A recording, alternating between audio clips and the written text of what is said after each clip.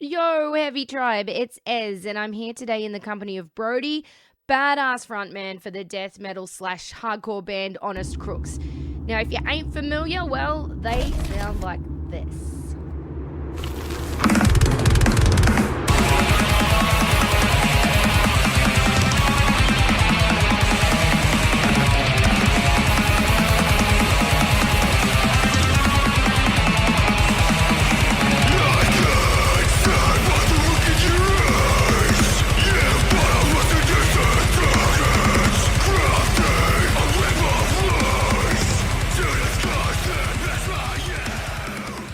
So that's Furnace of Rage, which is one of 4 singles that have been released from the forthcoming album called The Sounds of Hell, and that's coming out Feb 10th. So without further ado, let's dive into the world of Honest Crooks with Brodie. Thank you for spending some time with me this evening. How you doing anyway, man? Pretty good. How you doing? I am good now that I'm sitting down and talking to you and not rushed off my feet like a mad person. It's been a day.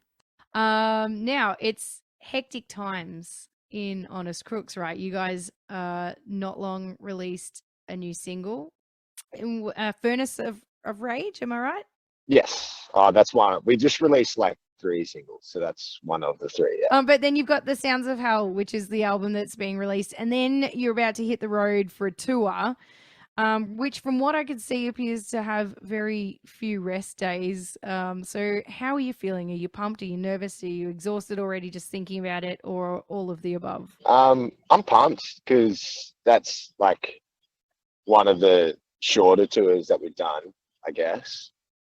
And it feels weird having days off, sort of thing. Or the dude who booked some sideshows for Cruelty on the days off, so I think we're going to go to them. Anyway, Yeah, nice. yeah, but I haven't done a full tour with Honest Crooks. Oh no, we did a tour a few months ago actually, but it feels like it's been forever. So I'm pumped. I'm keen. From what I understand, like the band has had its fair share of challenges up to this point with like lineup changes, and then obviously we chucked a pandemic in the mix of things as well, and I guess none of that makes for smooth sailing. So I imagine that makes and like creates some frustration when, you know, your aim is just to create and get those creations out into the world and then get your bodies out onto stages. So here you are now sitting with like a beast of an album, might I say, Thank you. that you're about to release. So are you just feeling like solid AF as a band right now? It's taken so long to get here, you know what I mean? And everything went wrong, like not even including the pandemic. Like with this record, everything that could have gone wrong did go wrong. So it's almost like, and I'm just speaking for myself, I just want to get it out. I'm like almost sitting there going like, what the fuck else is going to happen, sort of thing. You know what I mean? Down to the last hour. Yeah. Yeah. And it feels like an old album to me because it's like, I don't know, I think it's like 3 years old or something silly like that now. Maybe even more. But yeah, I think once it's out and the tour started, everything will be good. So can you elaborate then a little bit on the everything that went wrong did go wrong? Do you just not want to revisit that? Is that past trauma that we shouldn't dig up? No, it's fine. It's just like there's probably some things that I probably shouldn't mention, but there was troubles with the recording process. There was troubles internally with the band. There was obviously the pandemic, and then after all of that, like because I had only been the vocalist for a really short period of time before recording it. And I've never been a vocalist before. I'd done like maybe 10 shows or whatever. So I wasn't feeling very confident. And then going straight in and recording an album was like, it was like everything had gone wrong and we'd sorted out. And then I got up to that point and I was like, fuck, I don't even know if I can do this. But then we got it done and it was fine. So it was all good. The recording studio is a very intimidating place. Even for the most like seasoned musicians, I think you get in that studio and that record button gets hit and it's just like, oh, how do I do this again? Yeah, legit. Other people reassured that to me as well because I was sitting there like freaking out, wondering if I could actually do it or not. But now I'm feeling good and I'm feeling super confident and I think this tour is going to go really well. And feeling good about it. Yeah, awesome. Like I said before, you have got there's like shows on I think the first 4 shows are like in a row. Like you've got night after night after night. How do you go with your Yeah. vocals? Like I'm a vocalist myself, so that like I get instantly scared and just even at the thought of like doing several nights in a row. And like, how do you protect your voice, and what sort of things do you do to look after yourself? I'm I'm pretty lucky that my voice naturally um seems to be pretty strong because I don't do a lot to look after it. I don't warm up or any of that kind of stuff, and I definitely do party a lot when we're on the road. So I think I'm gifted in that regard. I don't have to do much. If I Yeah. do, like the few times it does seem to go, as long as I get some sleep, at some point it comes back. So sometimes I just have to like say see you later to everyone and find a way to get some sleep somehow, which is hard when you like touring Australia. There's fucking like minimum 6 hours between cities type of deal. Yeah, as long as I manage to get a little bit of sleep here and there, it seems to be fun. Yeah, fatigue is usually the biggest killer for sure. And I'm very jealous of you that you can get away with what not what do doing you your vocal warm-ups. And what do you do to look after your voice? well, I try to do all the stupid exercises that they tell you to do, to blow into the straw in the water, and don't Oh, I saw someone talk. do that the other day. Yeah, yeah, it's you Mm, look like a complete psychopath when you do it, but it's good fun. I bet. I bet. Whatever So I want works. So yeah, well, that's it. That's it. yeah. Now, I wanted to ask about Furnace of Rage, because it's a pretty fucking heavy song, and I'm not just talking about musically, but also topically. Dare I Mm. ask if those lyrics come from a personal experience, or is it more of a commentary based song? It was from a personal experience, something that happened to me when I was a lot younger, Mm. and it was kind of the the first opportunity that I got to write lyrics for a song because I'd never written lyrics before. And it's funny because the experience, it was something that I thought was well in the past. I didn't think I ever thought about it. I thought I was completely over it and I didn't think it had any effect on me, but it was the first thing that I wrote about. So obviously it was in my subconscious there, sitting in there somewhere.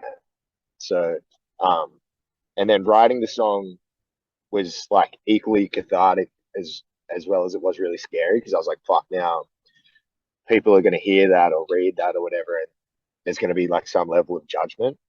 Mm. So it was pretty full on process, but still glad to have done it and got it out. It's almost like those buried emotions sometimes are just waiting for the right piece of music to come along to get it out of yourself. I find, yeah, with songwriting, Mm, sometimes, yeah, like you said, you didn't think you needed to write about it, yet it came out almost of its own accord.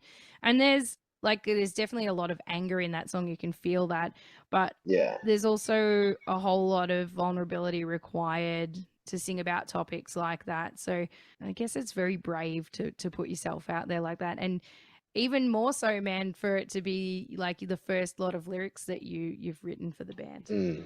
I think that's important too, like, because it sounds cheesy, but I feel like if you got a microphone and you're yelling into it, one should have something to yell about, and Yep. two, it's kind of like a responsibility in a way. So I think, like you were talking about that vulnerability thing, I think that's I don't know, a good thing to show, particularly like as a man as well. You know what I mean? Like, I just think, yeah, Mm-hmm. I think it's a good thing to do.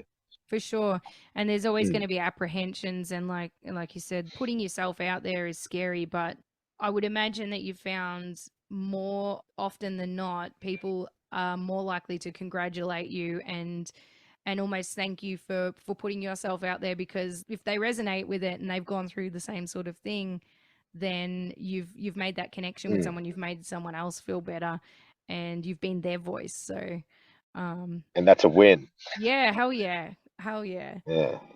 Now, how did it feel, just to go on to more lighthearted topics, how did it feel to be included amongst the 10 bands that Parkways Winston listed recently as champions of Australia's heavy culture? That was sick. I like weirdly didn't believe it. I was like, who? I thought it was some weird PR shit because we've never like released an album through a label before. And I was like, oh, that must have some Yeah. like PR behind the scenes bullshit to it. But apparently it was fully legit. So Or someone's mocked up some satire website page and just shoved your name in it. yeah, yeah. I was like, there's no way Winston McCall listens to my band. But apparently he has. So that's fucking sick. Which is as badass as it gets, really, in Aussie metal. Yeah. Our bass player like fully shot himself, so he was pretty happy about that. Literally, like, did we need a change of pants? No change of pants, but pretty certain. Pretty certain. Now you've got Japanese band Cruelty joining you for this tour, like you mentioned before. How did you come to partner up with those guys? I think Louis has been speaking to one of the members for years. I might be wrong, but I'm pretty sure he's been speaking to him for ages, and they wanted to tour together. I'm not sure whether we hit them up or they hit us up, but there's been a mutual respect between the bands for a while, as far as I know. And then when we were talking to Lachlan, who runs our label, about who we're going to do for the headline tour, Louis mentioned he wanted to bring out Cruelty, and he had just been to Japan and seen them and met them recently. So it all just kind of lined up perfectly. Yeah, awesome. So do you know if they've been out here before, or are you guys blessed with giving them their first taste of Australia? I believe it's their first taste of Australia. Oh God, what have you got in store for them then? Well, I'm hoping like because we got a few when we get back to New South Wales, we've got a few shows close to each other, so I want to try to take them to the beach and just do all the cool like normal tourist shit. Because I feel like when bands come to Australia, it's not always the best place to make money as a band, particularly in like an overseas band. But if you show them a really, really good time and treat it almost like a holiday and make sure they have heaps of fun, then they're more inclined to come back. Yeah, absolutely. So, there's so much you can show, and there's so much leg pulling that can be done too. I mean, you know, we've got drop bears and we've got hoop snakes and we've got all the... I love that shit. I love that shit. If they've never been out before, you've got to fill their heads with all of that stuff. Particularly the Americans, they're the best ones to bully because they seem to believe everything you say. Yeah. Do you have any like fun or, you know, crazy tour anecdotes while we're on that you're allowed to say? Nothing that I feel like I should repeat, unfortunately. Oh, that's really boring. Yeah, what happens on tour stays on tour.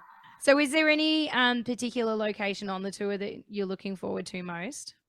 Probably just Sydney, even though it's my hometown. Sydney shows are always the best. And Newcastle. Sydney and Newcastle are always the best. Yeah, I guess that makes sense, being hometown turf. You know, they're going to go off, and then you get to show Cruelty a good time as well. They get to see what hometown hospitality is like. That's exactly right. I wanted to just ask about the new album, and I didn't realize how long you've been sitting on it for, that you mentioned before. But in terms of the material you've already released and this new album, sort of what can fans expect, and what are you hoping fans take away from the new album? So we had a 3-track. The only thing that's been released with my vocals was this 3-track beforehand. And the songs were kind of slapped together real quick just to get something out. So we had new material with songs that represented having a new vocalist sort of thing. But I don't think anyone was like super happy with that. And then because I'm a much different style vocalist to our old vocalist, so we were kind of in this in-between stage, not knowing what the fuck we were going to do. And this album is the first stage in transitioning into where I would hope it to be. And I think, and everyone else hopes it to be. So it's a bit of a style change. It's almost like a fresh start. Yeah, sort of. And there's still like hints of like the older styles that we've done because we've always been a big sort of combination of things. So there's still little tastes of things we've done previously, but yeah, it's just a step in a new direction. And in terms of the older material that you didn't sing on, do you still do some of those songs, or are you slowly starting to transition away from them?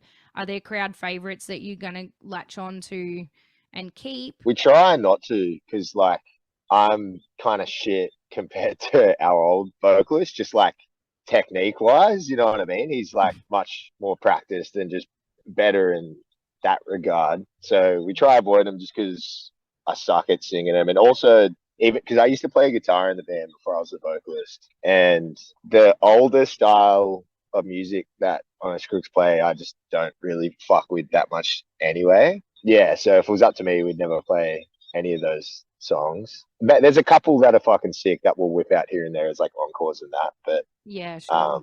yeah, I don't think we'll be playing many of them very often. Yeah, that's fair.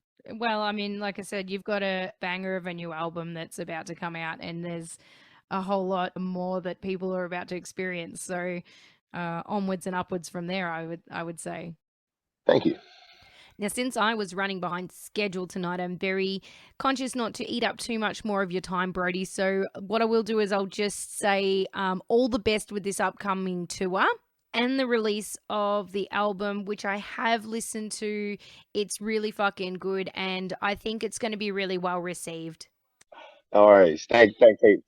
Thanks heaps.